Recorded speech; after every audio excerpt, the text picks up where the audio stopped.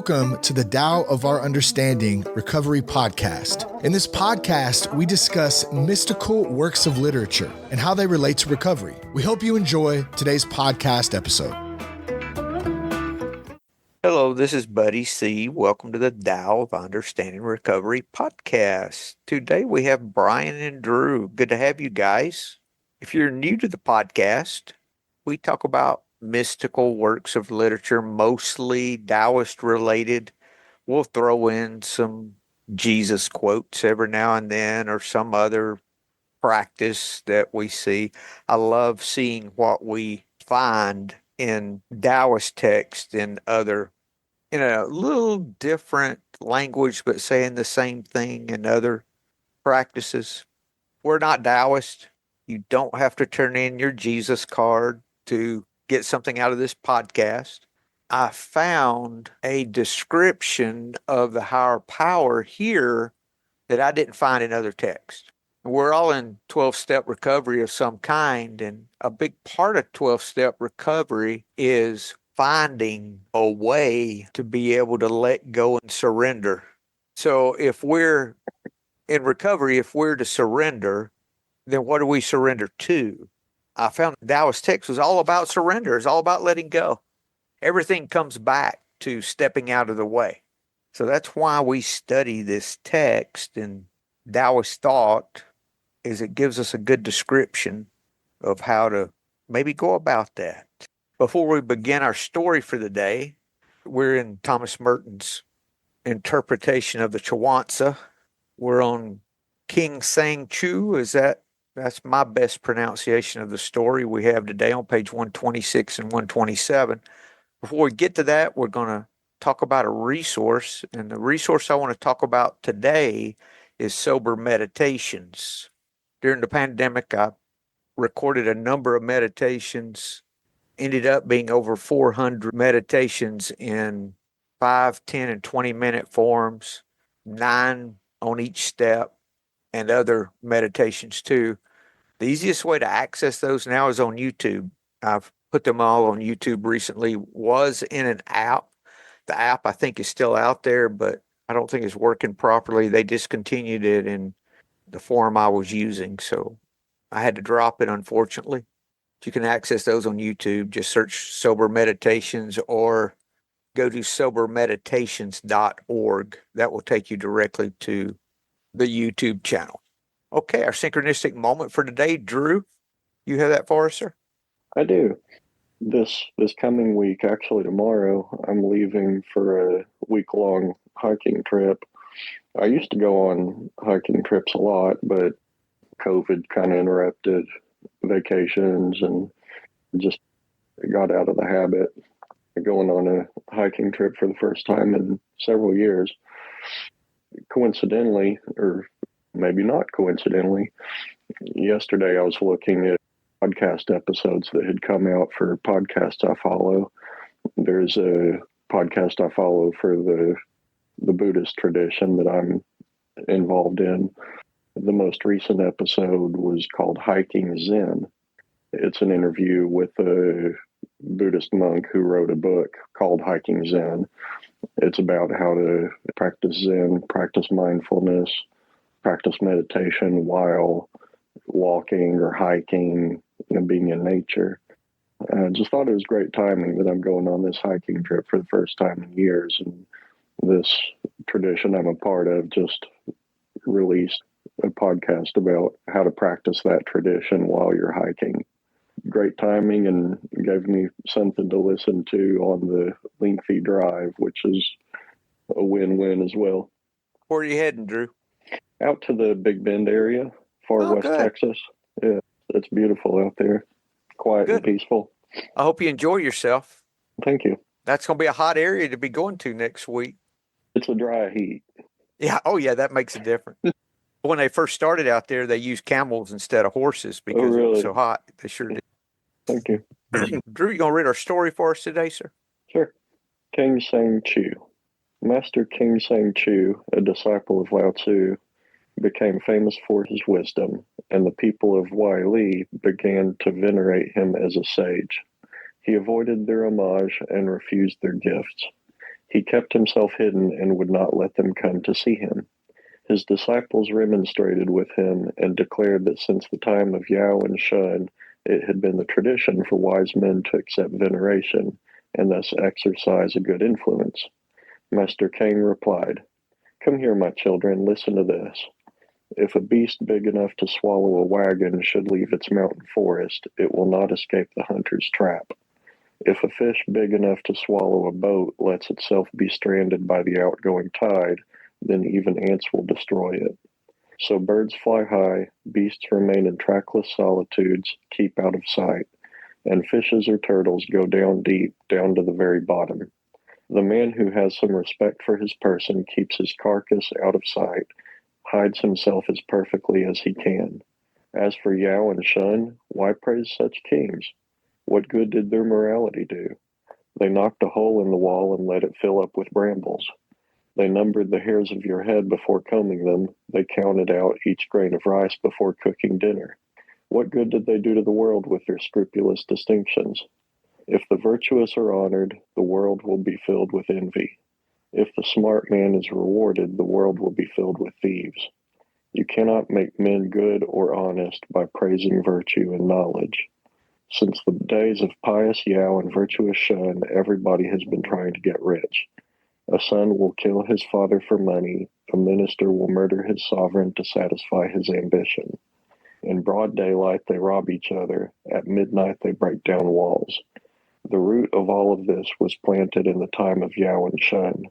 The branches will grow for 1,000 ages, and 1,000 ages from now, men will be eating one another raw." Wow. Damn. That's encouraging. Let's go back to the beginning. So we know the master, I'll just call him the master, is a disciple of Lao Tzu.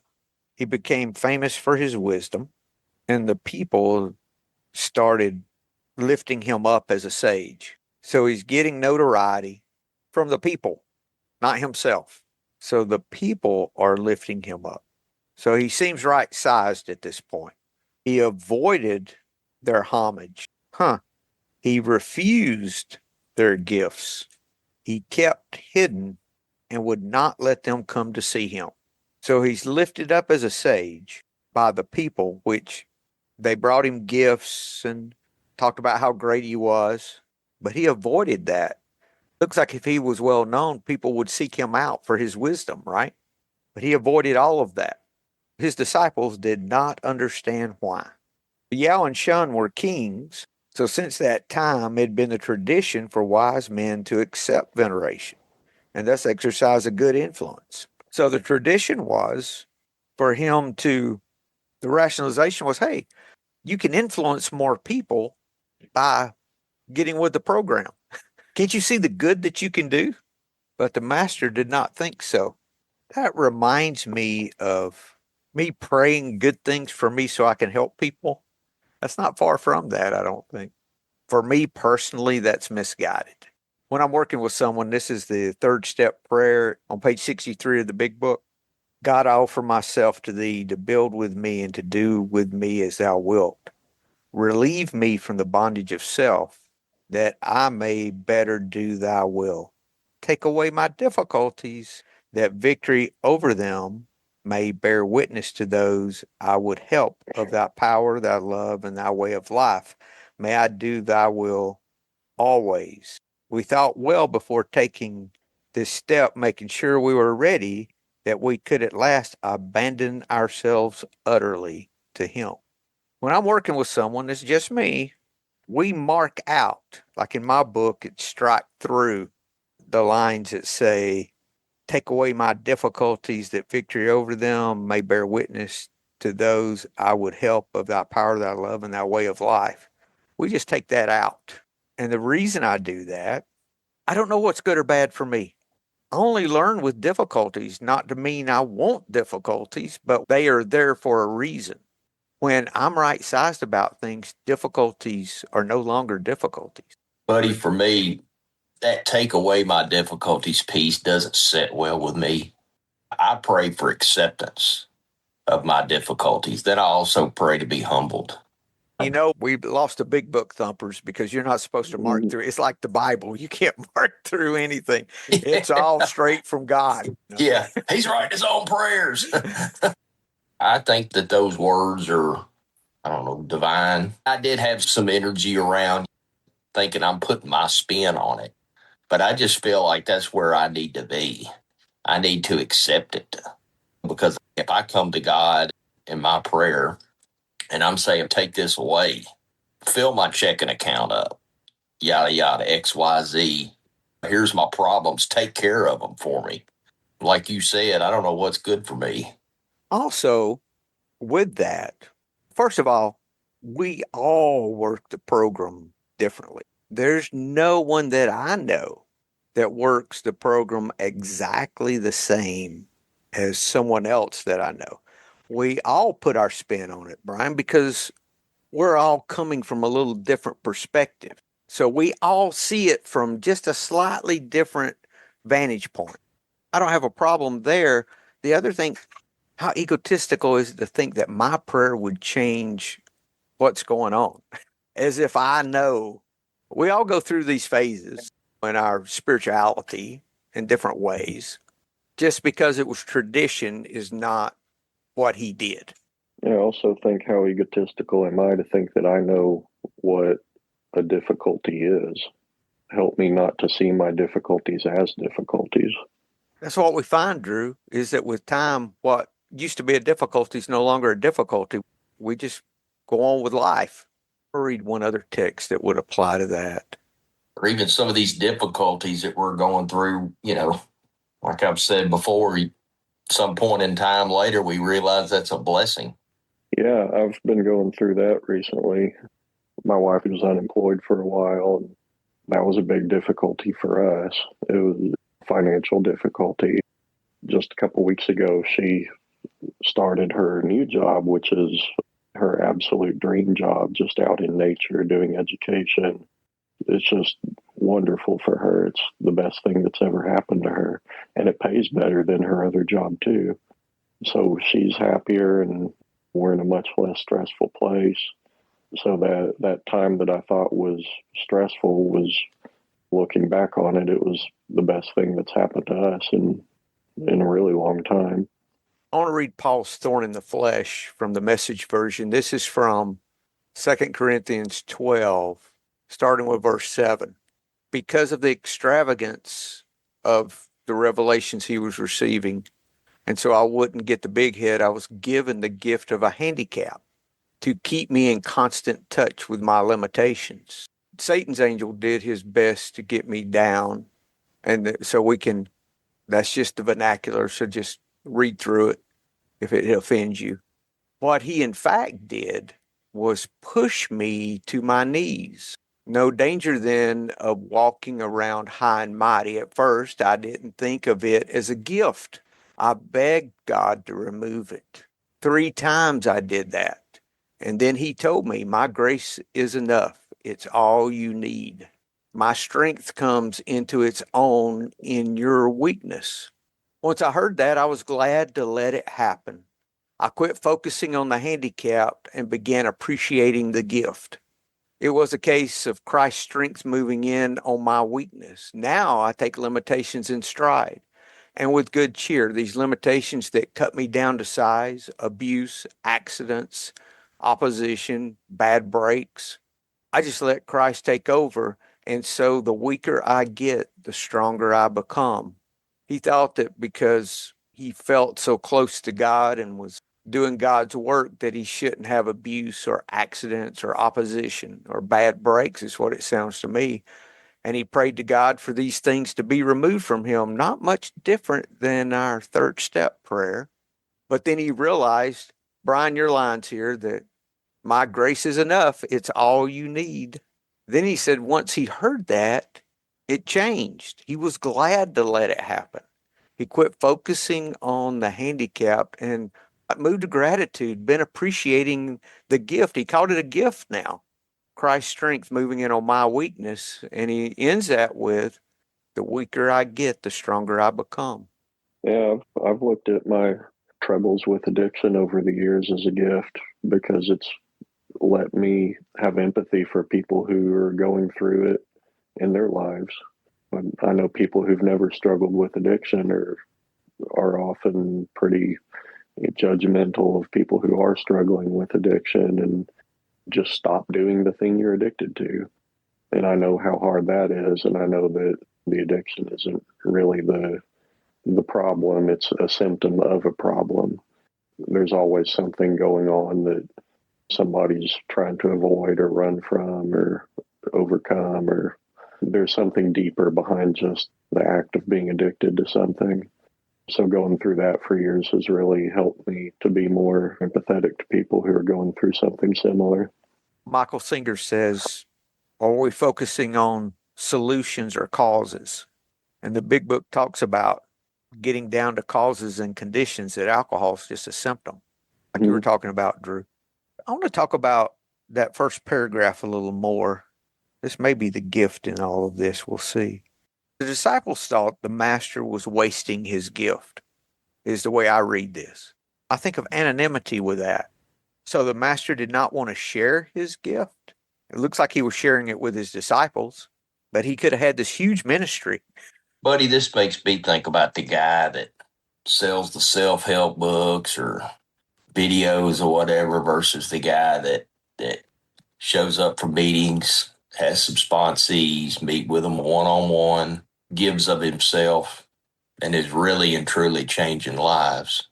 But there's nothing, here I am from someone who published a book. There's nothing wrong with publishing a book. That sounds self-serving, but for the master, for Keng Chu, the way that he was teaching and living his life was different. Me not making the focus about me was very important, because the focus, this is the reason for, in my thinking, for anonymity, is that in recovery, we find out we're not the important part. What helps someone else is not Buddy, Brian, Drew, or Lou. What helps someone else is our experience of how we've dealt with our addiction or addictions. And that is different from ourselves. It's not our personalities that's the important part. It's we share our experience, strength, and hope, is how it's said. One way I'm looking at this is the Keng Chu is so highly respected because he does keep to himself, and he is quiet and humble and virtuous, but doing it while keeping to himself. And he's being asked to completely change all of that and go out and be a great leader and be an influencer, to use a modern term. Hey, we love what you're doing, now completely change it. And that's, I think he recognizes, y'all respect me so much because I am humble and keep to myself, and you want me to completely change how I go about living my life. Like that's not who I am. Thanks, Drew. Lou? I see some similarity between this and AA and Al-Anon's attraction, not promotion. Anything you have to promote, if you have to promote it, shouldn't be promoted. Exactly. I had someone that got actually angry with me after a meeting because I did not tell him that I'd written a book. He said, why didn't you tell me that? I'd love to read. I said, hey, I don't talk about what I do. If it's talked about, someone else is talking about it, not me. Because if I start promoting myself, it's myself. Even Buddy C can be a personality that my ego can latch on to and just have at it, which I do not need. So I understand a little bit, just a little, of this scenario. All right, so this is how the master responded. Come here, my children, listen to this. If a beast big enough to swallow a wagon should leave its mountain forest, it will not escape the hunter's trap. If a fish big enough to swallow a boat lets itself be stranded by the outgoing tide, then even ants will destroy it. So birds fly high, beasts remain in trackless solitude, keep out of sight, and fishes or turtles go deep down to the very bottom. The man who has some respect for his person, okay, respect for his person, keeps his carcass out of sight, hides himself as perfectly as he can. As for Yao and Shun, why praise such kings? What good did their morality do? They knocked a hole in the wall and let it fill up with brambles. They numbered the hairs of your head before combing them. They counted out each grain of rice before cooking their dinner. What good did they do to the world with their scrupulous distinctions? Doesn't sound like spirituality to me. Sounds more like religion. Sounds like a form of godliness and denying the power thereof. Ritual. If the virtuous are honored, the world will be filled with envy. If the smart man's rewarded, the world will be filled with thieves. It's like the proverb, build a wall and you invite thieves, because if I see a gate, I'm out in the country and I see a huge gate but no house, what do I know? There's a nice house back. There's something back there. You really, in all honesty, would be better putting an old cow gate up. Why can't Brian have the big gate? I would be so humble. You cannot make men good or honest by praising virtue and knowledge. You cannot make men good and honest by praising virtue and knowledge. Since the days of pious Yao and virtuous Shun, doesn't sound like the master had much respect for them, does it? Everybody's been trying to get rich. A son will kill his father for money. A minister will murder his sovereign to satisfy his ambition. In broad daylight, they rob each other. At midnight, they break down walls. The root of all this was planted in the time of Yao and Shun. The branches will grow for 1,000 ages, and 1,000 ages from now, men will be eating one another raw. So how was the root of all of this planted by Yao and Shun? The master gives us a description or a guide when he says you cannot make men good or honest by praising virtue and knowledge. What do you guys think about that sentence?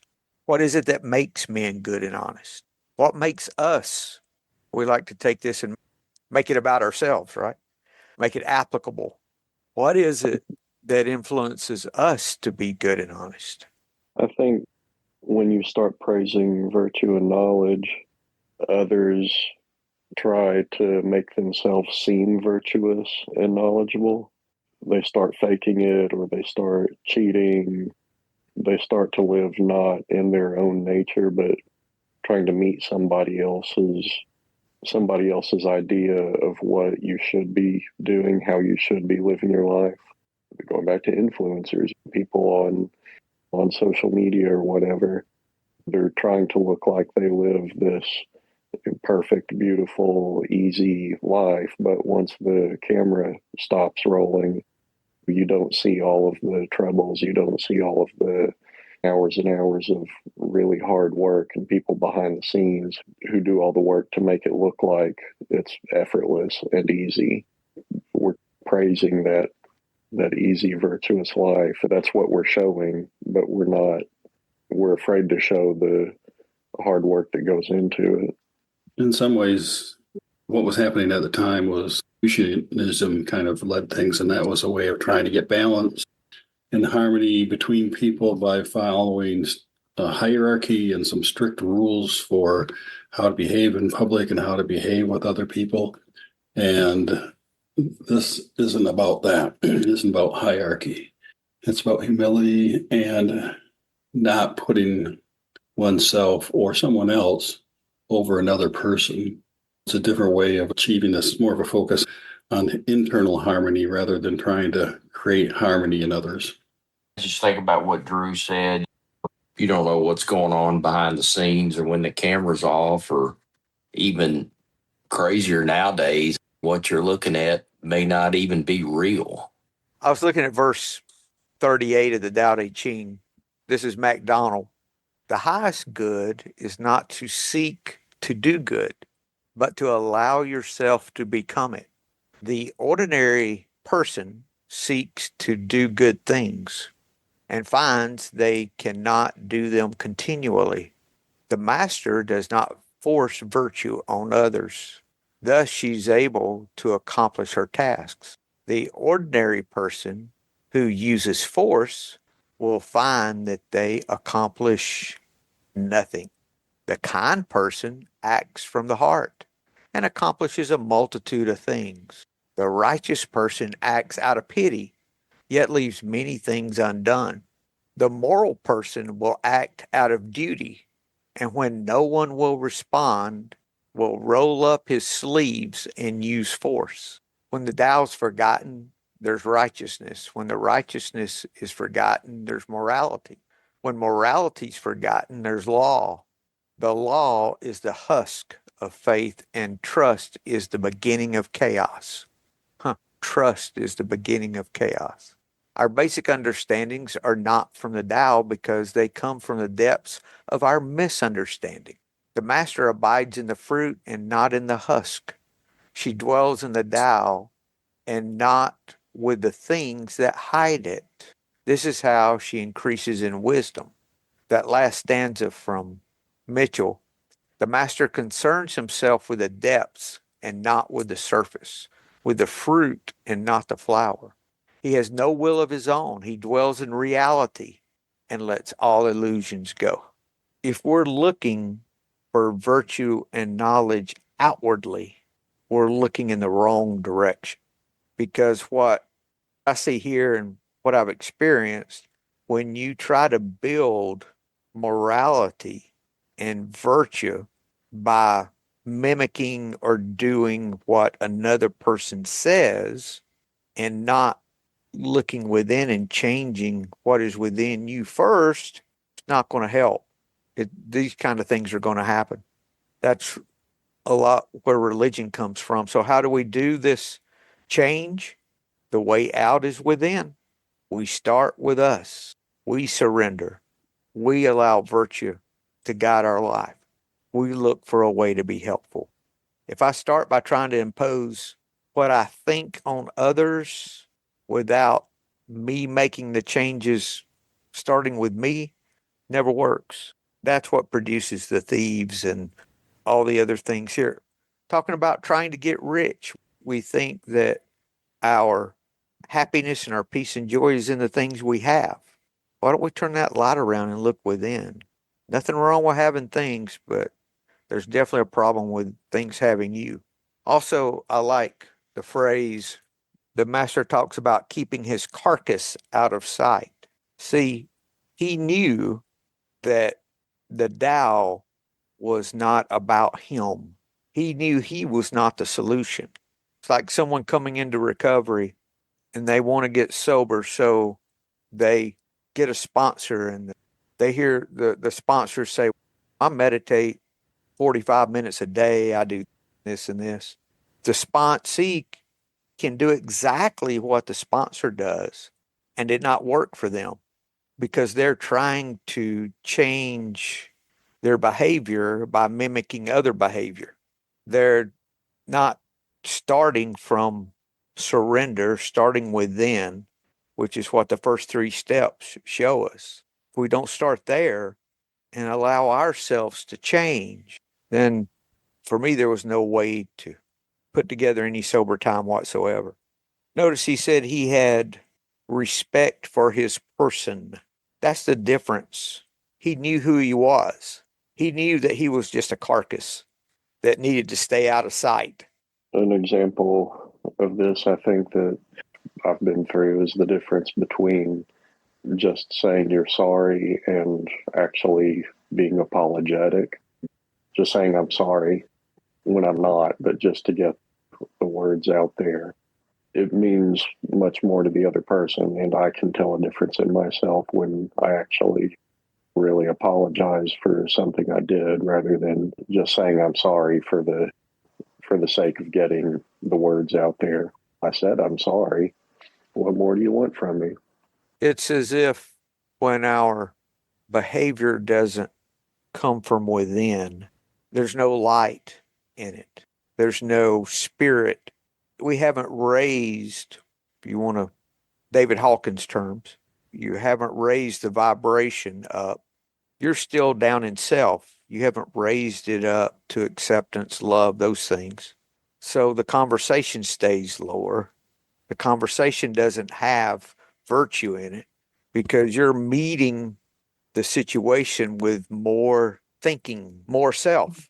It's still me-centered. Yes. I've heard others talk about the difference between an apology and an amends.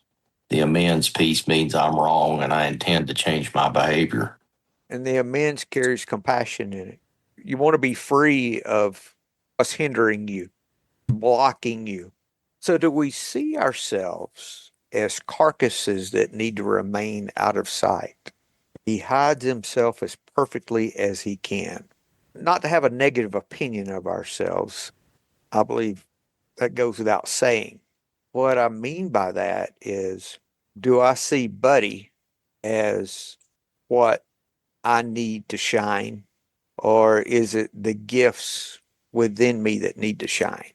The way they can shine is by, for me, it was working through the steps and diminishing my fears of life, which in turn diminished my character defects. I worked the tools to, and still work the tools to surrender those and get those fears out of the way that are blocking what they would call the sunlight of the spirit, right? This all reminds me of the metaphor that runs throughout the whole Tao Te Ching of being like water, how water nourishes everything, and none of us would be here without water. Life, as we know, it would be impossible without water. But water doesn't draw attention to itself. It doesn't want to be recognized or made to feel important. It goes to the lowest parts of the world. That's where it tries to travel to. So the be like water, I think, is applicable here. We're what, 80% water, more or less? Thank you, Drew. I think this story is good for us to do some self-reflection as how do we really see ourselves? He had respect for himself. He knew his place. It seems that he had an idea of who he was. And as a result, he saw himself as a carcass that needed to stay out of sight. He wasn't beating himself up. He could only see that if he was looking at life as life was, himself as he was. I think that may be the gift out of this story, or one of them. How much of my life is just displaying a carcass? Why do I drive the car I drive? Why do I have a particular background on my Zoom? Go ahead, Brian. I'm not saying anything. I didn't say anything. Don't drag me into this, buddy. Your ego. I see some carcass. Yeah. Anything else here, guys, before we close? I definitely need to journal some today about how I'm still showing off a carcass. Be humble, but don't be proud to be humble. Right. Turn that light around and look within and seeing what I'm still promoting that has no value to it. You know, in hiding himself, he was actually able to be right-sized to really help others, to really teach his disciples. Good stuff, guys. If there's nothing else, you guys have a great week and hope to see you next week. Thank you. Hello, this is Buddy C. I wanted to make you aware of several recovery-related resources that I've posted in the episode description. These resources include a list of recovery podcasts, a free sober meditation app, daily recovery email, shared Google recovery calendars. Hope you put some of these resources to use and have a great week. Thank you for listening to the Tao of Our Understanding Recovery Podcast. If you enjoyed this episode, please share it with your friends in recovery.